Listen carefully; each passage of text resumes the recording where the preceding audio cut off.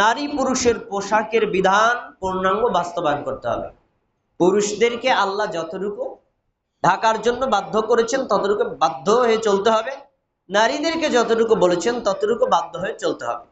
পোশাকের বিধান যদি নারী পুরুষ উভয় তার অবস্থার আলোকে বাস্তবায়ন করে, তাহলে পর্দার পূর্ণাঙ্গ রূপ সে পালন করতে পারবে।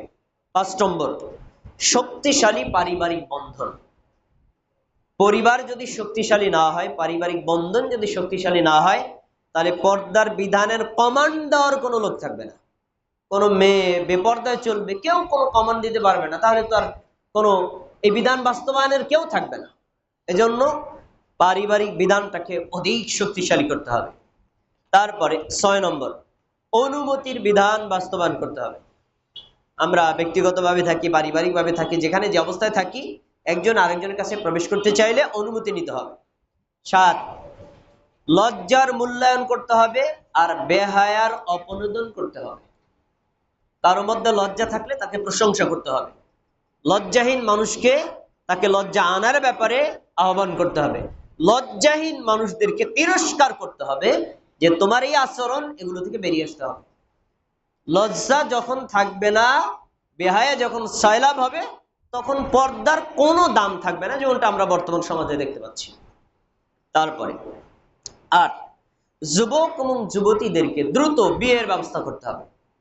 যদি নারী প্রাপ্তবয়স্ক হয় তাকে বিয়ে দিতে হবে, ছেলে যদি প্রাপ্তবয়স্ক হয় তাকে বিয়ের ব্যবস্থা করতে হবে।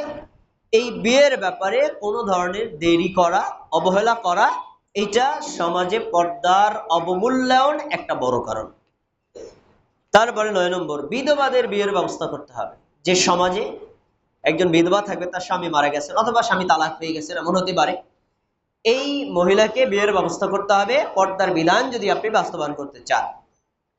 তারপরে ১০ নম্বর হলো, স্বামী তার স্ত্রীকে রেখে অথবা স্ত্রী তার স্বামীকে রেখে দীর্ঘদিন প্রবাসে বা দূরে থাকা যাবে না। যদি দীর্ঘদিন দূরে থাকে, তাহলে ওই সমাজে জেনায় প্রসার ঘটবে এবং পর্দার লঙ্ঘন হবে। ১১ নম্বর, বহু বিবাহের প্রশংসা করতে হবে। যাদের শারীরিকভাবে এবং আর্থিকভাবে সক্ষমতা আছে, তারা যদি একাধিক বিয়ে সামাজিকভাবে ইসলামের বিধান মেনে করে, কোনোভাবেই এটাকে নেগেটিভ দৃষ্টিকোণ থেকে দেখা যাবে না, বরং আমরা প্রশংসা করব। আমি পারি না, তুই করেছিস, আলহামদুলিল্লাহ। আমি ২টা মেয়ের দায়িত্ব নিতে সক্ষম না, তুই পাচ্ছিস, আলহামদুলিল্লাহ। এভাবে এটাকে নিন্দার দৃষ্টি নয়, বরং প্রশংসার দৃষ্টিতে দেখতে হবে। ১১ নম্বর, নারী শিক্ষার বৃদ্ধি করতে হবে। নারীকে কোরআনের শিক্ষা, হাদিসের শিক্ষা, হিজাবের শিক্ষা, ইসলামের শিক্ষায় শিক্ষিত করলে তাহলে তার নিজের মূল্য সে বুঝতে পারবে এবং সে পর্দার বিধান মেনে চলবে। এরপরে শিক্ষার ক্ষেত্রে অবশ্যই নারীকে আলাদা, পুরুষকে আলাদা, প্রাপ্তবয়স্ক হলে। সহশিক্ষা মুক্ত না করলে পর্দার বিধান সমাজে বাস্তবায়ন করা কোনোভাবেই সম্ভব হবে না। যখনই একজন ছেলে প্রাপ্তবয়স্ক হবে, মেয়ে প্রাপ্তবয়স্ক হবে, তখন তার শিক্ষা প্রতিষ্ঠান থাকবে আলাদা। একান্তই যদি অসম্ভব হয়, প্রতিষ্ঠান এক হলেও ক্লাস কক্ষ আলাদা, এমনটি যদি না হয়, তাহলে প্রাপ্তবয়স্ক থেকেই সে পর্দার বিধান, যে নারী আলাদা, পুরুষ আলাদা, তাদের চলন আলাদা, তাদের স্থান আলাদা, এই শিক্ষা যদি আমরা আগে থেকে দিতে না পারি, তাহলে পর্দার বিধান বাস্তবায়ন করা সম্ভব হবে না। ১২ নম্বর, নারী পুরুষের অবাধ মেলামেশার কঠোর প্রতিরোধ করতে হবে। সেটা আমি ব্যক্তিগতভাবে পারি করবো, সামাজিকভাবে পারি করবো, নাহলে রাষ্ট্রীয়ভাবে, রাষ্ট্রের দায়িত্বশীলদের এটা করতে হবে। কোনোভাবেই নারী এবং পুরুষকে অবাধে একত্রে একই জায়গায় বিভিন্ন অনুষ্ঠানে অংশগ্রহণ করতে দেওয়া যাবে না। যদি হয়, তাহলে পর্দা কোনোভাবেই পালন করা যাবে না। ১৪ নম্বর পয়েন্টটা হলো সবচেয়ে বেশি গুরুত্বপূর্ণ, পর্দা লঙ্ঘন আর জেনা প্রসরণ। এই দুইটা জিনিস হয় বেশিরভাগ ক্ষেত্রে ব্যক্তিগতভাবে, মানুষের চক্ষুর অন্তরালে।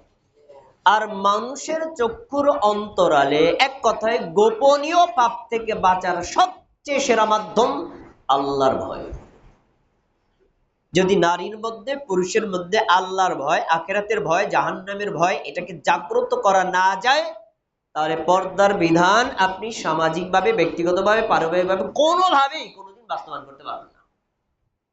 এজন্য আমাদের বেশি বেশি আল্লাহকে ভয় করতে হবে, আখিরাতকে ভয় করতে হবে, জাহান্নামকে ভয় করতে হবে, নিজের কর্মফলের ভয় করতে হবে। যদি আমরা এই 14টা পয়েন্ট আমাদের সকল ক্ষেত্রে বাস্তবায়ন করা সম্ভব হয়, তাহলে আমাদের সমাজটা হবে একটি ইসলামী সমাজ, ইমানি সমাজ, চক্ষু হেফাজতের সমাজ, লজ্জাস্থান হেফাজতের সমাজ, আর জেনা প্রতিরোধের একটা সমাজ। এই 14টা পয়েন্ট আমাদের সকলের মূল্যায়ন করতে হবে। আল্লাহ আমাদের